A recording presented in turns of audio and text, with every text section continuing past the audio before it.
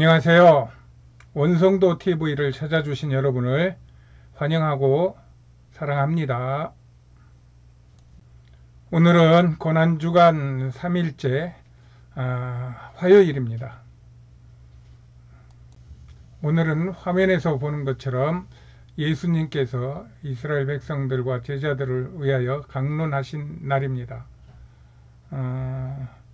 이 부분이 고난주간 기간 중에 예수님의 행적 중에서 상당히 긴 부분입니다. 그리고 공관복음, 마태, 마가, 누가, 요한이 각각 조금씩 다르게 본 부분이 있기 때문에 저는 처음에 말씀드린 대로 마가복음을 중심으로 지금 메시지를 이어나가고 있기 때문에 마가복음을 중심으로 하겠습니다.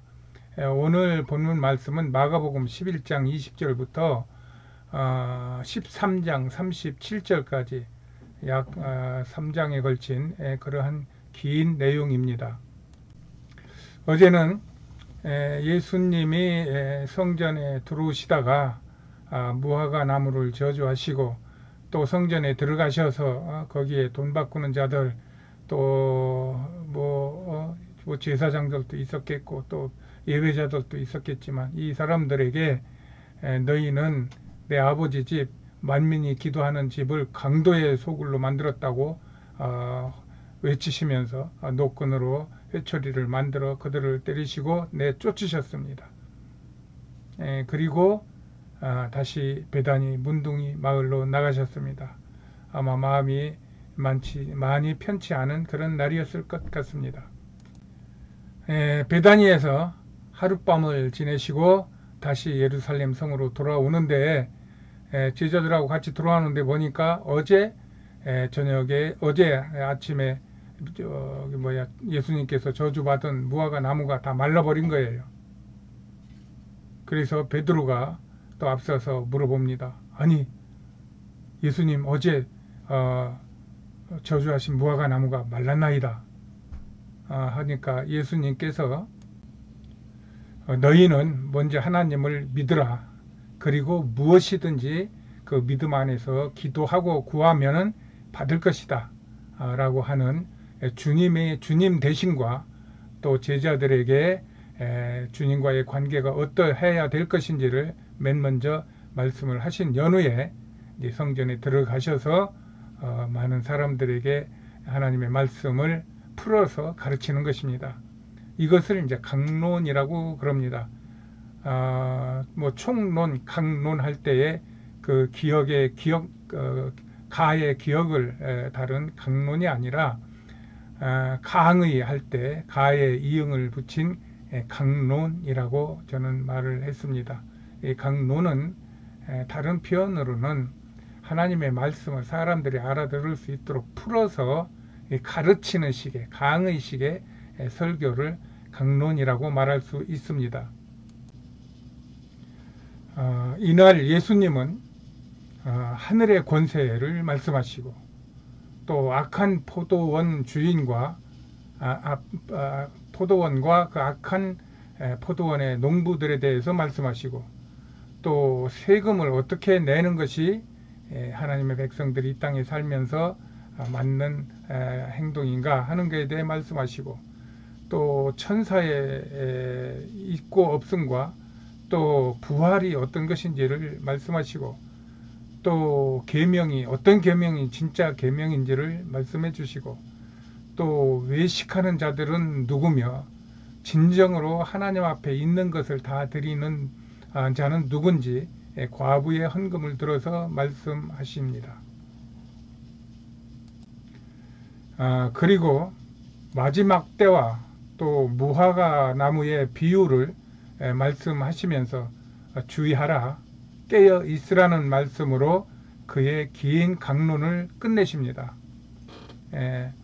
제가 짧은 시간에 이런 부분을 자세히 말씀을 드릴 수가 없고 여러분들이 이 부분을 길지 않으니까 마가복음 11장 20절부터 마가복음 13장 37절까지 이 부분을 눈여겨보시면서 예수님이 마지막 우리에게 무엇을 말씀해 주시고 가시는구나 하고 그 말씀을 받으시고 이 험한 세상에 그 말씀대로 사셔서 여러분들의 가정과 여러분들의 이웃이 다 행복해질 수 있는 그런 삶을 사시기를 저는 예수님의 이름으로 축복합니다. 우리는 성경에서 많은 강론들을 만날 수 있어요. 모세의 신명기 강론이 신명기 전체가 모세의 강론이고, 여호수아 20장 전체가 여호수아가 이스라엘 정복한 후에 이스라엘 백성들이 어떻게 살아야 될 것이며 나는 어떻게 살 것인지, 앞으로 율법을 어떻게 지킬 것인지, 이것을 총회를 열어서 말씀을 나눈 것이 강론에 해당합니다. 또 에스라서가 보면은 10장까지 에스라를 따르는 사람들이 어떻게 모여서 에스라의 어떤 권면과 어떤 하나님의 가르침을 받았는지 나오는 것이 에스라 강론이라고 말할 수 있습니다.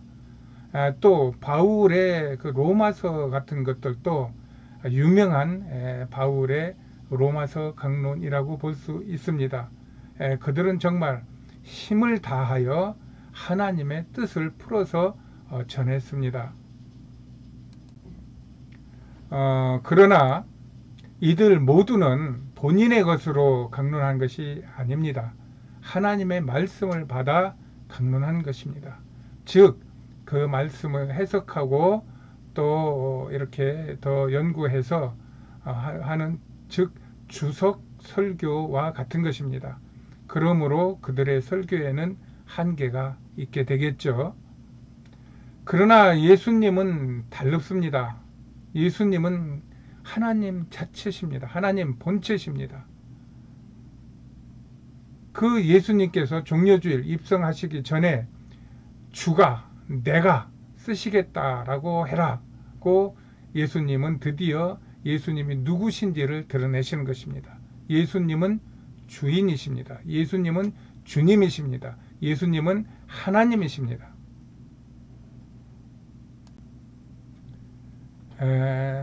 또한 예수님은 왕이십니다. 왕으로서 자신의 마음을 하나님의 백성들에게 지금 선포하고 있는 것입니다. 이것은 주석이나 설교가 아니라 왕으로서, 하나님으로서 하나님의 백성들에게 자신의 마음을 선포하고 계신다고 저는 생각하고 있는 사람입니다. 이것이 복음입니다. 그래서 이 복음을 믿는 것이 구원이고 축복인 것입니다. 이것이 오늘 화요일 마가복음 11장 20절부터 13장 37절까지에서 보내주신 예수님이 행하신 화요일 행적이십니다. 그래서 여기서 좀 비교가 됩니다. 사실 이스라엘 백성들은 깊은 신학이나 성경 지식이나 이런 것을 가지고 있는 것 같지는 않습니다. 그냥 그 말씀을, 하나님 여호와 하나님의 말씀을 그냥 받는 거예요. 그리고 전통을 그냥 따르는 거예요. 그 전통 속에 무슨 의미가 있는지, 그러니까 우리는 어떻게 그것을 받아들여야 되는지, 이거보다는 하나님의 말씀의 유월절을 지키라 했으면은 지키는데 우리 선조들은 이렇게 지켰다. 그럼 그걸 따르는 거예요. 하나님의 말씀이 너희는 이마와 손등에 이 말씀을 사겨서 너희가 온 몸과 영혼을 다하여 주 너의 하나님의 말씀을 사랑하라 하면 그렇게 하는 거고, 너희가 안식일을 거룩하게 지키라 하면은 지키는데 어떻게 지켜야 될지 모르니까 탈무드에서는 뭐라고 하셨나, 어떻게 가르쳐 주시나, 그걸 따라서 자기네들끼리, 가정이면 가정, 개인이면 개인, 국가면 국가 안에서 그것들을 열심히 따르고 순종하는 것입니다. 그것이 오늘날 이스라엘이 있게 된 것이고, 2000년 동안 나라를 잃었음에도 불구하고 그들 마음속에서는 그 여호와 하나님이 살아계셔서 그가 가르치시는 모든 것을 따라서 지금은 이스라엘이 그 민족 수는 얼마 안 되더라도 어마어마한 업적을 이루어서 뭐 노벨상을 휩쓸다시피 하고, 그 다음에 그 군사, 또 경제, 그 다음에 어떤 정치, 이런 부분에서 뿌리와 같은 그런 역할을 하면서 세상에 영향을 끼치고 있는 것입니다. 그런데 우리는 그보다 오히려 더 초월적인 예수님의 이런 강론을 들으시고 또 예수님의 그 마음을 받으시고 예수님의 그 죽으심과 다시 살아나시는 그 신비로운 것 속에서 믿음 안에서 귀신을 쫓기도 하고 또 병든 자를 고치기도 하고 이런 면에서는 이스라엘 백성들보다 탁월할 거로 저는 보고 있습니다. 그럼에도 불구하고 이스라엘 백성은 예수 안에 여호와 하나님 안에서 하나가 되어서 저렇게 똘똘 뭉쳐서 세계를 움직이고 있는 큰 힘이 되고 있는데 우리 이 그리스도인들은 예수님이 엄연히 살아계시고 그 살아계신 예수님을 믿고 또 성령의 감동과 능력에 따라서 막 귀신과 대적하여 이기고 세상을 이기고 하는 이런 사명을 감당하고 있음에도 불구하고 오늘날까지 교회가 하나 되지 못하고 서로 자기 주장을 세우고 또 자신의 어떤 입장을 강조하다가 서로 갈등을 빚어내는 것에 더하여 서로 다투고 나중에는 분리하고 하는 일들이 벌어나는 것이 저는 안타깝다는 것입니다. 그러면서 한쪽으로는 그것이 예수님 신앙이지 예수님이 너희들이 뭉쳐서 세상을 이기라고 가르치신 것 같지는 않습니다.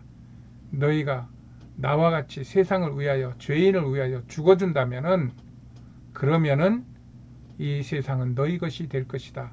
이렇게 가르치셨다고 저는 믿습니다.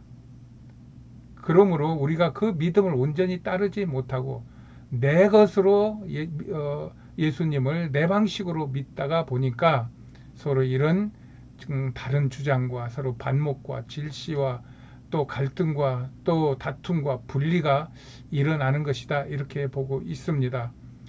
만약 이것이 해결된다고 하면은 세계는 우리 그리스도인들의 어떤 가르침과 또 이끌음에 따라와야 될 것이라고 저는 믿는 사람입니다.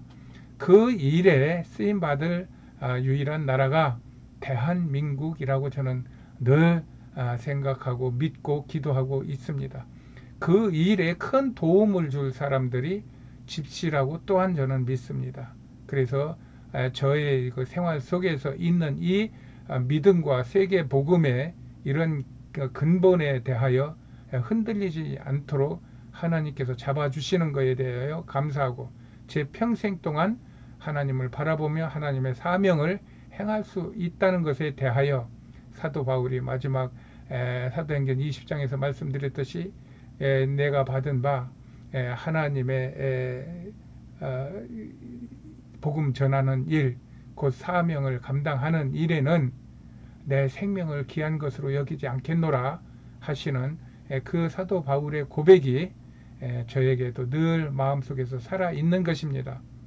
여러분들도 정말 구약의 이스라엘 백성들보다는 월등한 하나님의 은혜와 사랑과 능력을 입었으니 그것을 여러분 안에서 정말 잘 간직하고 또 잘 드러내어서 많은 죽은 자를 살리고 예수를 전하여 하나님께는 영광이 되고 이 땅에서는 축복이 되는 여러분들의 삶이 되기를 이 고난주간에 다시 한번 축복해 봅니다. 여러분들을 사랑하고 축복합니다. 마지막으로 죽임 당하신 귀한 어린 양이라고 하는 찬양을 들으시면서 마무리하겠습니다. 여러분 안녕히 계세요.